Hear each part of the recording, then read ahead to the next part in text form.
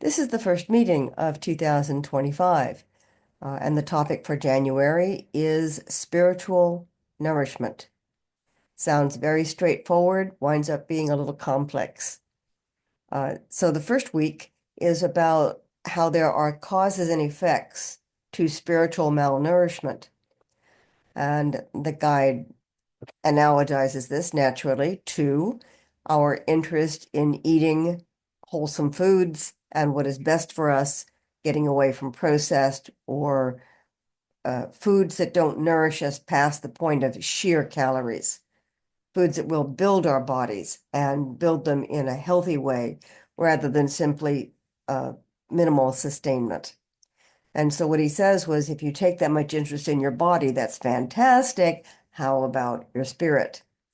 I incorporated a lot of quotes from Thomas More's Care of the Soul in the first 2 weeks because I was touched by that book decades and decades ago.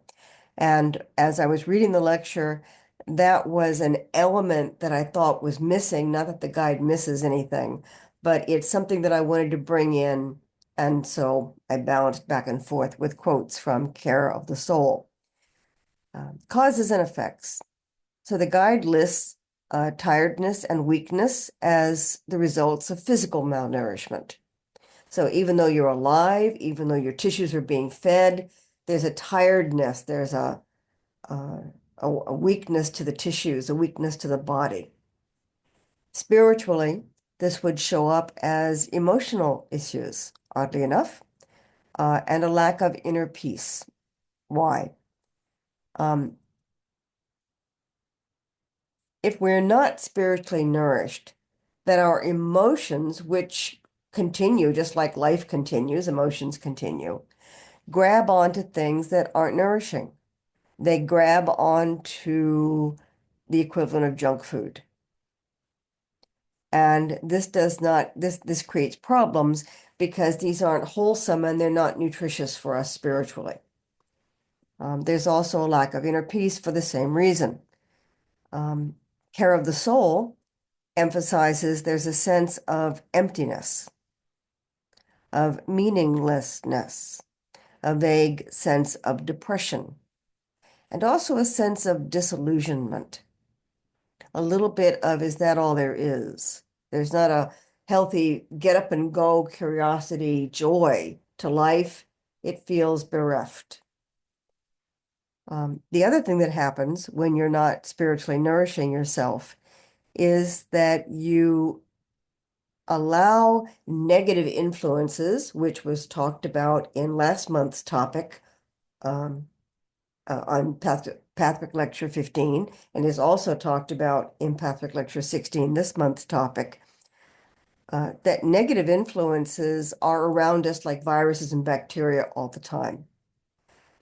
But there's a place where we may be more vulnerable to them because we're empty and disillusioned and not at peace and irritable and not feeling like we're doing the right thing for the right reasons. So we're more amenable. We listen to negative influences more easily. In 12-step programs, specifically from the big book, I remember, the advice is that when you're trying to attain sobriety, and there's spiritual sobriety as well as physical sobriety, that you never want to get too hungry, too tired, because that's when you're going to make poor decisions. That's when your judgments are not going to be sound because there's a need, there's a pull, there's a desire to finish or have or do, and an irritation in you that is asking to be resolved.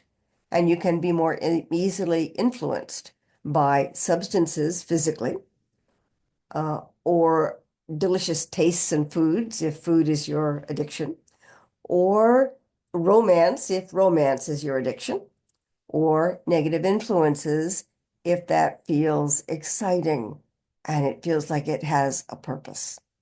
So you're more vulnerable to negative influences when you're not whole, healthy, and fulfilled. So the other section in this particular part of the study guide is an emphasis on daily review and how that is a part of spiritual hygiene. Just like you wash yourself, you take care of yourself, you clean your home, that you clean your mind and your spirit by examining what's going on, by the equivalent of combing your spiritual hair. Now, if you wonder about how many mentions there are of daily review, there are a lot in these early lectures. And I'm particularly sensitive to them because I don't like daily review, at least the way it was presented to me. It's often presented as a written exercise, and I did not enjoy that. I felt as a student that I was doing daily review the way the guide, I want to say originally, but I'm going to rephrase that as one of the ways the guide originally mentioned it. He said, spend some time before you go to bed at night or when you wake up in the morning reviewing your day, going over things. And that's what I felt that I did. So I thought that I was following the spirit of the rule or the exercise and didn't have to actually walk through it step by step. My teachers very kindly suggested that I was perhaps a little resistant, which I was. But as part of my resistance, I researched data review and I went all the way back to the beginning and I speed read through all the lectures preceding Patrick Lecture 28. And I collected all the guides' suggestions about data review and organized them and said, here's my research. And their answer was, of course, Janet's an exercise and you're a student and we'd like you to participate in the exercise. So I did. And I'm not going to say it's not useful. Doing anything differently will give you a different slant and perspective on it. But I'm bringing that up because it is useful to change the way you're doing things. So if you're doing written review, try doing it as a meditation at the end of the day, just to see what the difference is. What I did find with a written data review was that I forgot a lot of things. And here's how I analogize it because I try to be very practical about this spiritual practice. I have a robot vacuum and it was given to me by my daughter many years ago. And I thought, okay. I mean, I would clean my house and I would vacuum periodically. And then it runs around and it gets full in 3 days. And that surprised me. I thought, well, it hasn't been operating very often, so we'll just try it again. It's been 4 to 5 years at this point, and the robot vacuum is still full after 3 days. There is that much dead cell tissue, debris, dust coming in the windows. I live in New York City. There's that much stuff so that fibers from my rug act as an extra filter and they trap all the goo that floats through the air. But it just made me laugh because I didn't think that I needed daily vacuuming by anything, much less a little tiny device. What good could that possibly be? And I'll even post a picture of it. It's rather charming. The goo, the garbage, the crud that this robot vacuum picks up in my relatively modest apartment every 3 days. That's what daily review does. And so I was humbled again, being reminded of how powerful such a simple process can be. So I push it a lot, but that's why. It's free, it's easy, and it catches a lot of stuff. So a large part of this week is about spiritual hygiene. Please take a look, see what you think. It's also why I try to change up how I suggest doing data review between written versus review versus other ways of doing it. But I can do that because the guide suggests 6 or 7 different ways. So that's a short synopsis of this first section, which is that you don't get away with not nourishing yourself spiritually in the same way that you do not get away with not nourishing yourself physically, even though there may be an extended period of time between the cause, non-nourishment, and the effect, malnourishment. And this follows the lecture on cause and effect, or it doesn't follow, but it picks up the theme that is later expanded as Patrick Lecture 196, which is commitment, cause, and effect. And the thrust there is that when you make a commitment, it sets things into motion so that effects follow from that. Without a commitment, you don't have a cause and you don't have effects. So a commitment to do something doesn't have to be perfect, but that commitment starts a chain of events. In that lecture, it also says that for a period of time when you're not very, I'm going to use the word enlightened, when you're not aware of as many things as you may be aware of today, you may not notice the effects and be able to trace them back to the cause. It's as if there's a long distance between cause and effect. Let's say there's a decade. You did something a decade ago and the effect is showing up now. It's not easy for us to connect these two directly. It's not rational, it's not reasonable, we don't do it.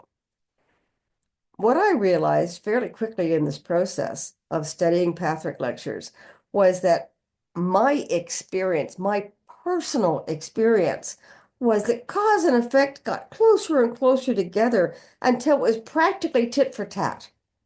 So that I would snarl at someone and immediately stub my toe. Now, I'm joking, but to me it was like, don't do that.